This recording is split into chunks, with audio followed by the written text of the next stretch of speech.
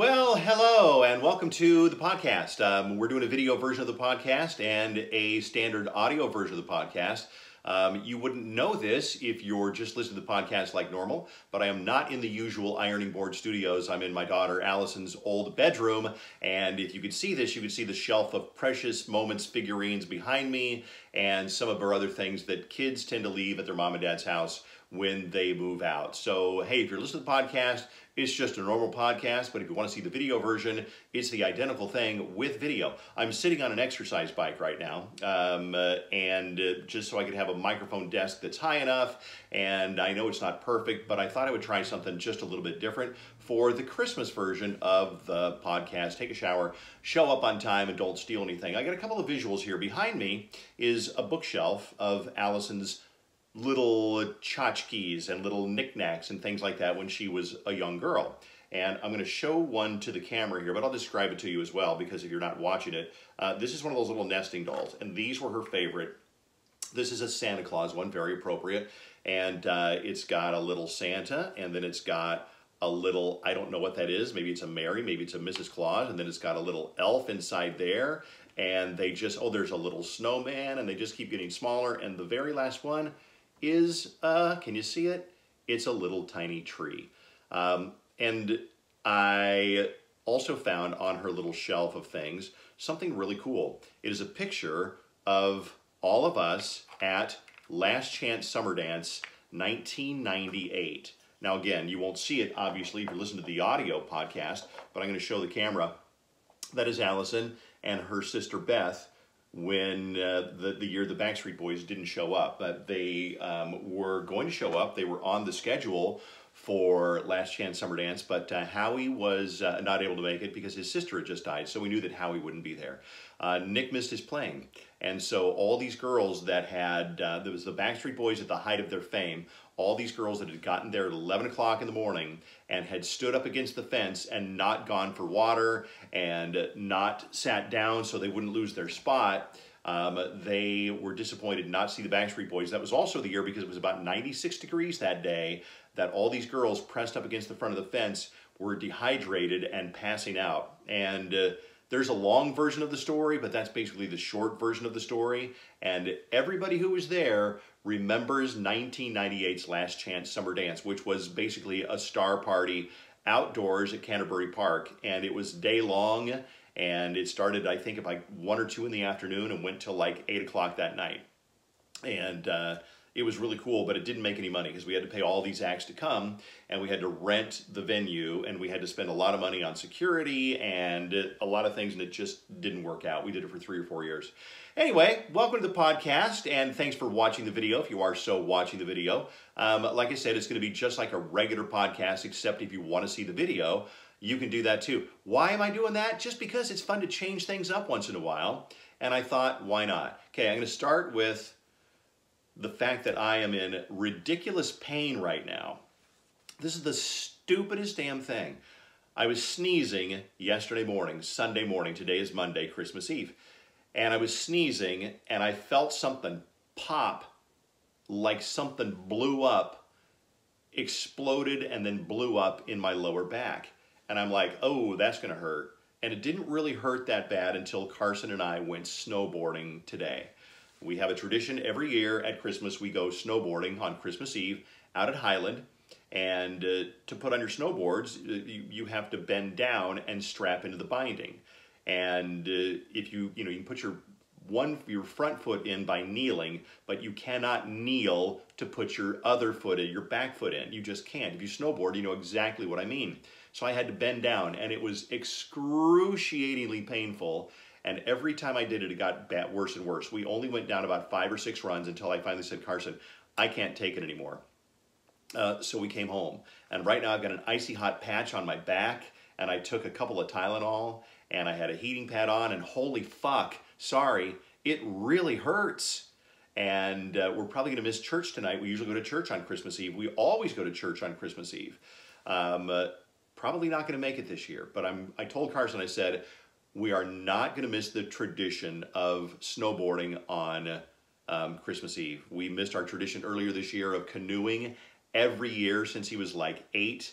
we bought a canoe and we went canoeing and camping every year. And this year we didn't get to go. We couldn't even get the canoe to the lake. I don't have a truck or a car that's big enough to take the canoe to the lake anymore. So I said, we're not going to miss this tradition. Hey, I'm going to point this out. Fallon got this for me.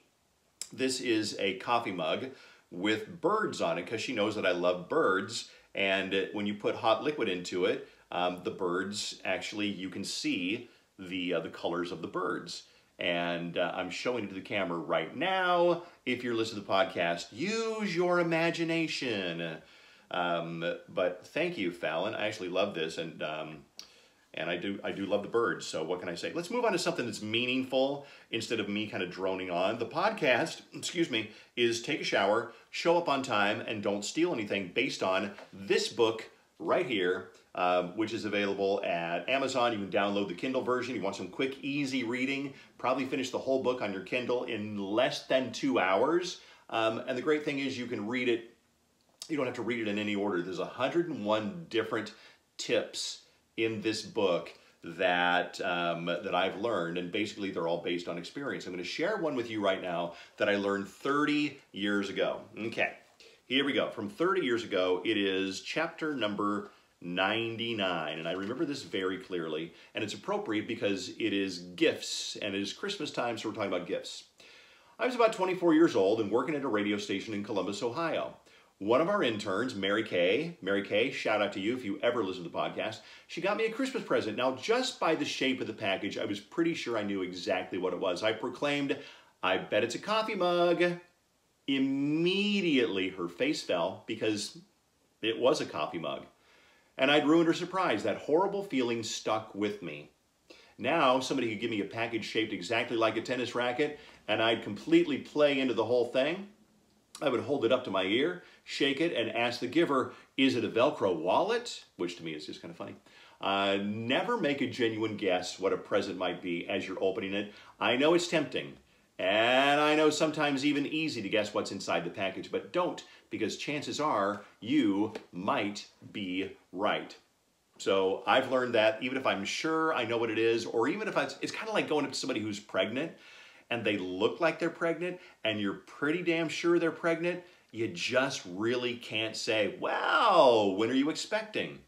Because if they're not pregnant, they're going to be really embarrassed and you're going to be really embarrassed. Now, if you know, if it's like Kate Raditz and you know she's pregnant, it's totally fine. But I ran into somebody the other day that I had not seen since the wedding fair in the spring, and she was big and pregnant.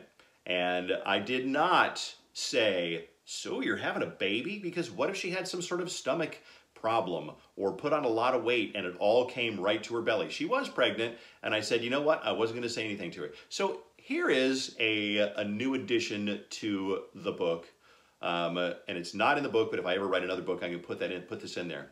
And that is this chapter, and that is make sure, I'm not sure how I'm going to phrase the name of the chapter, praise their gift wrapping. Listen, when I wrap a present, I do a decent job. I cut off usually way too much paper, and this kind of balled up at the ends, and it doesn't look slick and neat, and I put a bow on it, and it's good enough. People don't expect a beautiful wrap present from me, but once in a while, you get somebody who really wants to wrap a beautiful present. What do we tend to do?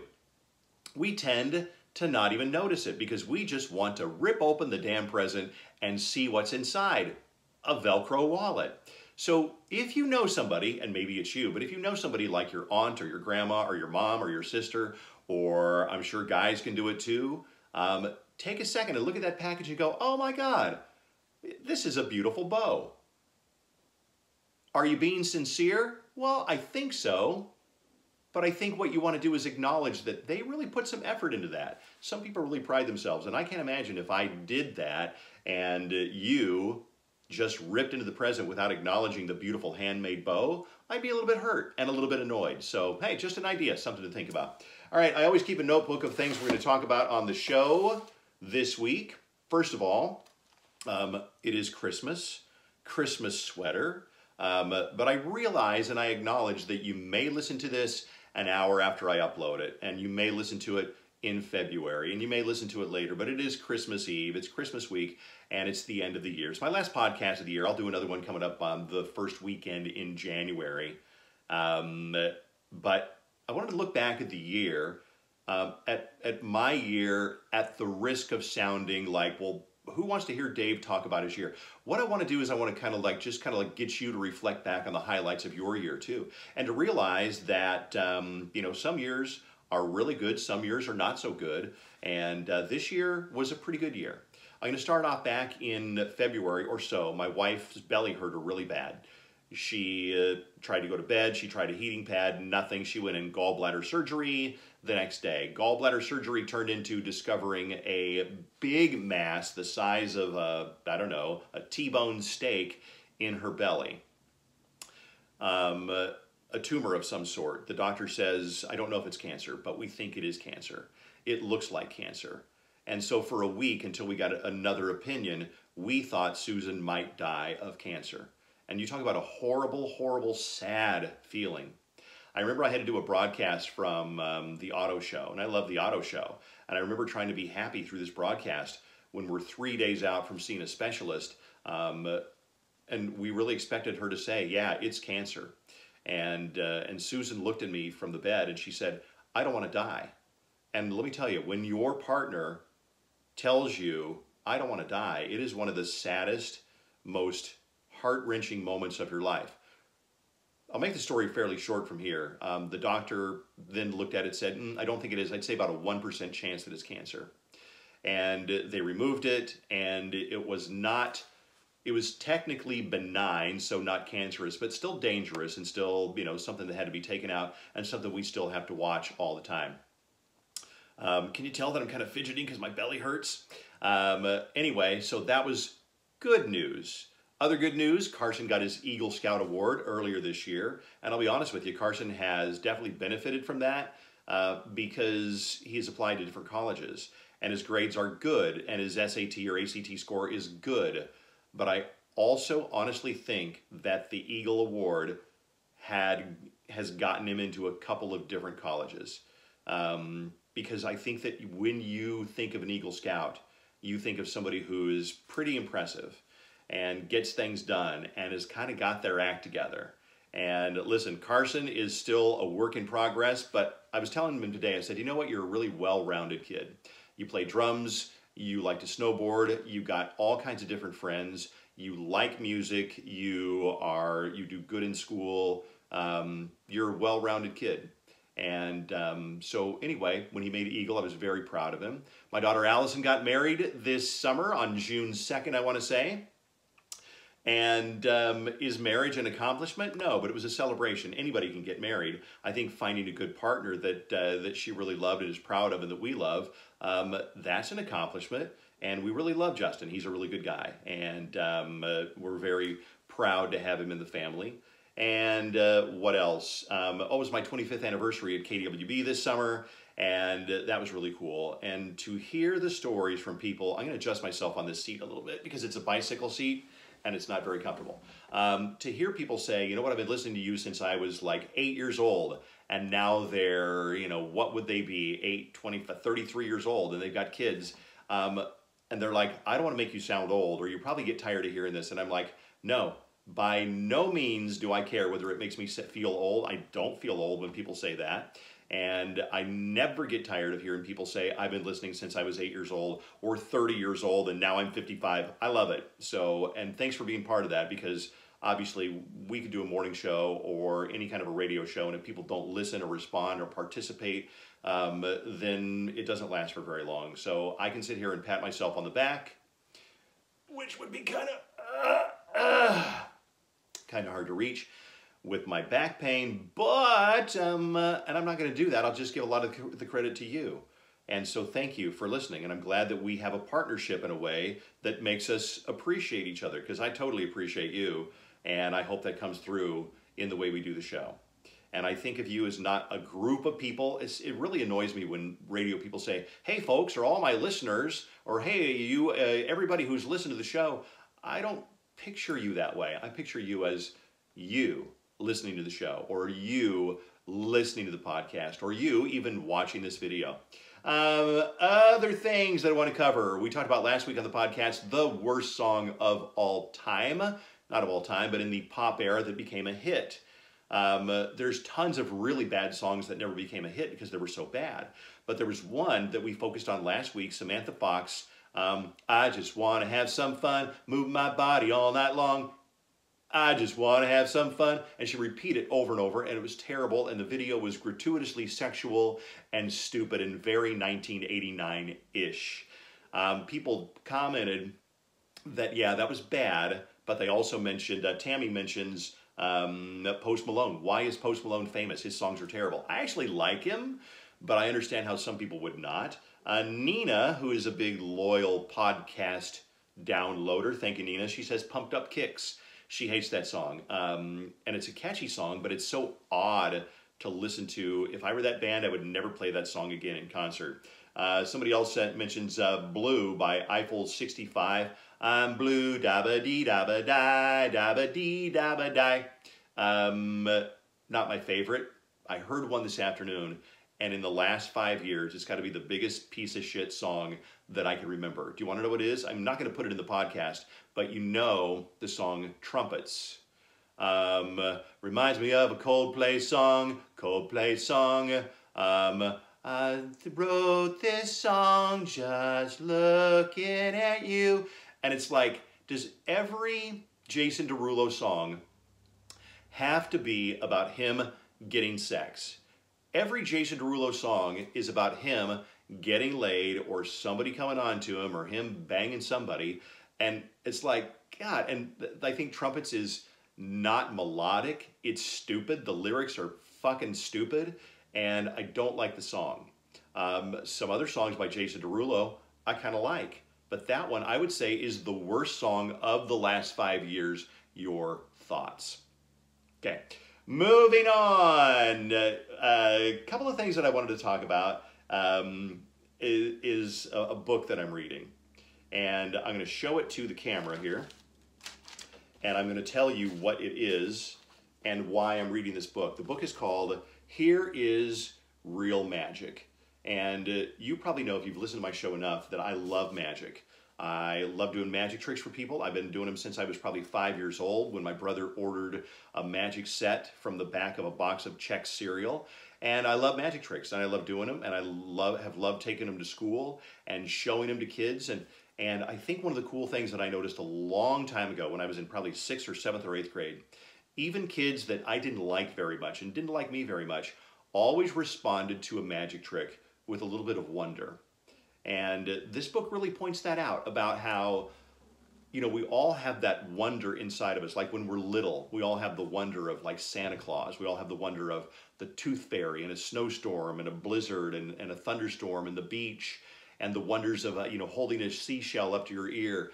And we all have that, but as we get older, that wonder kind of goes away in a lot of ways. But you can see that wonder come back when you do a magic trick. And that wonder might last for 15 seconds, or it might last for an hour or more. I guess it depends on how amazing the trick is. But I think it's one of the things that this magician, this is not my analysis, it is him explaining it and me going, oh yeah, that's true. I want to read something. There's two things that I got out of the book. And again, I'm not going to talk about a magic book to you, because I know that you probably aren't interested in magic like I am. But he talks about, hey, if it feels like magic and if it feels like it's real, then it is. Well, what does he mean by that? I think what he means is, I know what he means is that if it works for you, why would I take that away from you? In other words, he traveled to India to see if there was such a thing as real magic. And he found out that he never saw real magic, but there are people over there who genuinely present themselves as supernaturally powered magicians. And they'll do a couple of things that they'll make something turn into, you know, something else through a chemical reaction. And then they present themselves as the real thing. And they have followers, just like a priest or a psychic or a minister, a religious leader would have followers. And the guy's like, yeah, but it's all fake. It's not real magic. And the guy that he meets in India says, but it's magic to them. So why would you take that away? These are people without much. Why not at least let them have what appears to them to be magic? I'm rubbing my icy hot patch back into my back, and it feels really good. And I get that, because you think of psychic Gary Spivey. He's the psychic on our show, and people say to me every time we have him on or every time we're out somewhere, Do you believe that Gary Spivey's real? Well, I'll be honest with you, not entirely. Not entirely. I believe that there's something there because I would not put anybody on our show that I thought was a total scam artist. I will say that Gary has good days and bad days. Gary has days when he doesn't try. And just like an athlete, on the days he doesn't try, he's not very good. And Gary gets a little lazy sometimes. And I've told him that. I'm like, Gary, you know, try harder. Do something different than what you've done. Because it's easy to get lazy and comfortable. And he's like, yeah, you're right. And sometimes he does. And I can tell when Gary's on fire and when he's not. But if you believe in Gary, then it works for you. If you believe in your religion, then it works for you. And maybe you're a Christian. Maybe you're a really devout Christian. And it really works for you and you believe in the power of prayer. And I'm not going to get too religious on you here, but if you're kind of like, you know, well, I'm a Christian, or I'm a Catholic, or I'm Jewish, but I'm not really active in my faith, and I'm not really whatever strong believer, well, then it probably doesn't work for you. But if you get up and pray every morning, and you pray, and you thank God, and you pray over your meal, and you say the blessing, and you know, say your bedtime prayers with your kids or whatever, then it must work for you. Just like anything where you believe in it, it works. I'll give you one more example that's not religious, I promise. With my pain in my belly, I went to a chiropractor starting a couple of years ago. And I wanted to go because I had tried everything else. Regular medical doctors didn't do anything. They tried and they just couldn't figure it out. So I went to a chiropractor. A friend of mine who is a medical doctor, she said, why are you wasting your time with a chiropractor? Their only benefit is, number one, it's like a good massage. Popping your back really feels good and popping your neck feels good, but it has no proven long-term benefits. And I'm like, says you. I said, if it makes me feel good, then I'll go. She said, well, listen, if you get into a car accident and you wrench your neck, or in my case, sneeze and wrench your back, you go to a chiropractor and 3 weeks later, you're better. Yeah, right. She said, well, you'll get better without the chiropractor. With or without the chiropractor, she said, you're going to get better. And I said, yeah, but if I believe that the chiropractor is going to help me, then what difference does it make? She says, because you don't need it. And I said, but I think you're missing my point. What's the harm in, if I believe it, what's the harm in that making me feel better? If it really does make me feel better, like a placebo can make you feel better because you believe it does. That all makes sense, right? Anyway, and then one other thing he said, I'm going to read this chapter to you because I think it's really powerful. And I actually dog-eared the page. Let me see if I can find it. Okay. He says, do you want to know the real secret to becoming a great magician? Now, you probably don't care about becoming a great magician, but maybe you want to become a great dentist or a great architect or a great tennis player, or you want to become a great guitar player or a great mom or a great daughter, whatever it is. Okay, this is what he says. And instead of magician, fill in what it is that you want to become great at. Do you want to know the real secret to becoming a great magician? It's very simple. You just have to care about it more than someone else would ever consider possible. You give everything inside you to the work, night after night on stage and day after day in the studio or the workshop, where you pour your life into the slow, patient job of taking tricks and turning them into magic. The real work happens alone, in front of mirrors, practicing for hours on end in front of a drawing board or a notebook, designing a bridge strong enough to span the great distance between the deception on one side and magic on the other. If you do it right, when you take the stage, a show becomes an expression of the absolute highest that you have to offer. Do you want to become a great magician? Anyone can do it. All it takes is your life, your waking, breathing, hoping, hurting, day in, day out life. I'm going to slam the book shut dramatically. And I think that's true. And I read that and I dog-eared it because here's a little bit about me. That's what I did to get to where I am in radio. And I worked really hard. I stayed home and worked on the show and wrote bits and wrote parody songs and wrote the Hollister song and wrote Jenny from the Trailer Park and wrote what was the other one? I said the Hollister song and all the funny, the different commercials, all that shit, because I loved it and it worked.